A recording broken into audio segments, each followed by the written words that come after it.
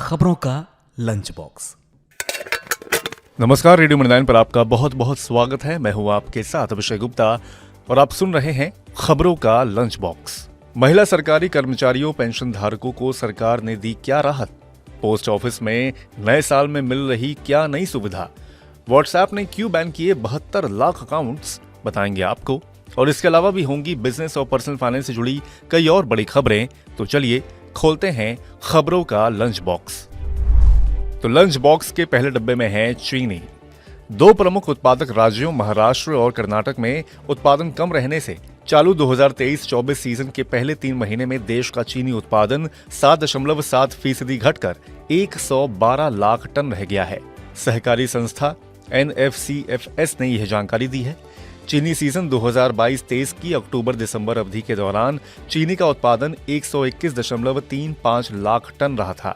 NFCFS ने चीनी season 2023-24 में देश का कुल चीनी उत्पादन 305 लाख टन रहने का अनुमान लगाया है, जो चीनी सत्र 2022-23 में प्राप्त 330.90 लाख टन चीनी से कम है। चीनी का मौसम अक्टूबर से सितंबर तक चलता है। अब महिला कर्मचारी अपने फैमिली पेंशन वाले फॉर्म में पति के बदले बच्चों का नाम भी नॉमिनेट कर सकती हैं। केंद्र सरकार के इस फैसले से वैसी महिलाओं को बड़ा लाभ मिलेगा जिन्हें किसी वजह से पति से विवाद के बाद बच्चों के साथ रहना पड़ता है। केंद्र सरकार ने मंगलवार को कहा कि महिला कर्मचारी वैवाहिक विवाद के मामले में पति के बजाय अपने बच्चों या बच्चों को पारिवारिक पेंशन के लिए नामांकित कर सकेंगी। केंद्रीय सिविल सेवा नियम 2021 का नियम 50 सरकारी कर्मचारी या सेवानिवृत्त सरकारी कर्मचारी की मृत्यु के बाद पारिवारिक पेंशन देने की अनुमति देता है। अगर किसी मृत सरकारी कर्मचारी या पेंशन भोगी की जीवित पति या पत्नी है तो पारिवारिक पेंशन सबसे पहले पति या पत्नी को दी जाती है। खोलते हैं लंच बॉक्स का अगला डब्बा। उत्तराखंड में अब बाहरी लोगों के लिए राज्य में जमीन क्रय करना आसान नहीं होगा। दरअसल उत्तराखंड सरकार ने पहाड़ों की जमीन बचाने के लिए राज्य के निवासियों के अलावा बाहरी लोगों के खेती और बागवानी के लिए जमीन खरीदने पर प्रतिबंध लगा दिया है। ये फैसला उत्तराखंड के मुख्यमंत्री पुष्कर सिंह धामी की अध्यक्षता में हुई एक उच्च स्तरीय बैठक में लिया गया है। उत्तराखंड सरकार के अनुसार यह अंतरिम प्रतिबंध सिर्फ खेती और बागवानी की जमीन पर लगाया गया है। इस बैन की मदद से राज्य के निवासियों के हित सुरक्षित रखे जा सकेंगे। साथ ही एक 5 सदस्यीय समिति का गठन किया गया है जो कि जमीन से संबंधित कानूनों पर अपनी रिपोर्ट सरकार को देंगे। सभी जिलों के डीएम को निर्देश दिया गया है कि वो किसी अन्य राज्य के निवासी को कृषि या बागवानी के लिए जमीन की बिक्री की मंजूरी ना दें। आने वाले दिनों में जिस भी बैंक का नेट एनपीए 6% से कम होगा, केवल वही बैंक अपने शेयरधारकों को डिविडेंड देने की घोषणा कर सकते हैं। बैंकिंग सेक्टर के रेगुलेटर भारतीय रिजर्व बैंक ने डिविडेंड घोषित करने को लेकर ड्राफ्ट गाइडलाइंस जारी की हैं, जिसमें ये प्रस्ताव दिया गया है। साल 2005 के नियम के तहत पहले जिस बैंक का एनपीए 7% से कम था, केवल वही डिविडेंड देने की घोषणा कर सकते थे। आरबीआई ने बताया कि वित्तीय स्थिरता के लिए लाए गए बेसल 3 स्टैंडर्ड PCF फ्रेमवर्क में संशोधन और खास मकसद के लिए अलग बैंकों की शुरुआत को ध्यान में रखते हुए डिविडेंड से जुड़े नियमों की समीक्षा कर गाइडलाइंस जारी की गई हैं। अब खोलते हैं लंच बॉक्स का अगला डब्बा।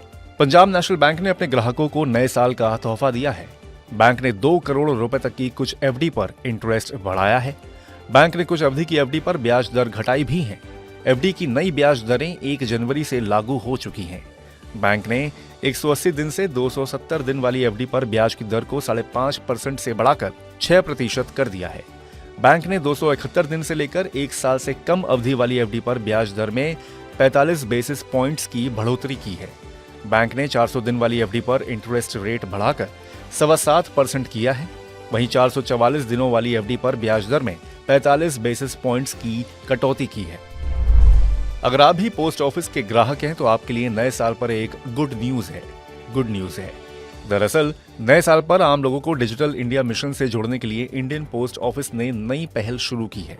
इस पहल के तहत देश में पहली बार डाकघरों में ई स्टैंप की सुविधा मिल रही है। ये पोस्ट ऑफिस की महत्वाकांक्षी योजनाओं में से एक है। फिलहाल इसकी शुरुआत उत्तर प्रदेश के 11 जिलों में की गई है। मीडिया रिपोर्ट्स के मुताबिक डाक विभाग ने उत्तर प्रदेश के कानपुर, लखनऊ, प्रयागराज, गोरखपुर, वाराणसी, आगरा, मेरठ, सहारनपुर, बिजनौर, गौतम बुद्ध नगर और गाजियाबाद में यह सुविधा शुरू की है। इसी के साथ हम लोग आ गए हैं लंच बॉक्स के आखिरी डब्बे में। इंस्टेंट मैसेजिंग प्लेटफॉर्म यानी कि व्हाट्सएप ने नवंबर 2023 में यूजर्स की शिकायतों और नियमों के आधार पर भारत में 71 लाख से ज्यादा अकाउंट्स बैन किए हैं। इन अकाउंट्स को भारतीय कानून और व्हाट्सएप के नियमों का उल्लंघन करने पर बैन किया गया है। इसकी जानकारी कंपनी ने इंफॉर्मेशन टेक्नोलॉजी रूल्स 2021 के अनुसार पब्लिश की गई मंथली रिपोर्ट में दी है। रिपोर्ट के अनुसार कंपनी ने 1 से 30 नवंबर 2023 के बीच 71,96,000 भारतीय यूजर्स के अकाउंट बैन किए हैं। इनमें से यूजर्स की किसी भी रिपोर्ट से पहले 19,54,000 अकाउंट्स पर एक्टिव रूप से प्रतिबंध लगाया गया है। तो इसी के साथ बंद करते हैं खबरों के लंच बॉक्स को। उम्मीद है कि इसमें पेश की गई खबरें आपको पसंद आई होंगी। अगर ऐसा है तो हमें कमेंट करके जरूर बताएं। बाकी बिजनेस और पर्सनल फाइनेंस से जुड़ी और खबरों के लिए सुनते रहिए रेडियो मनी 9 और डाउनलोड कर लीजिए हमारे मनी 9 ऐप को। हमेशा की तरह मैं हूं आपके साथ अभिषेक गुप्ता। अभी लेता हूं विदा। धन्यवाद। खबरों का लंच बॉक्स।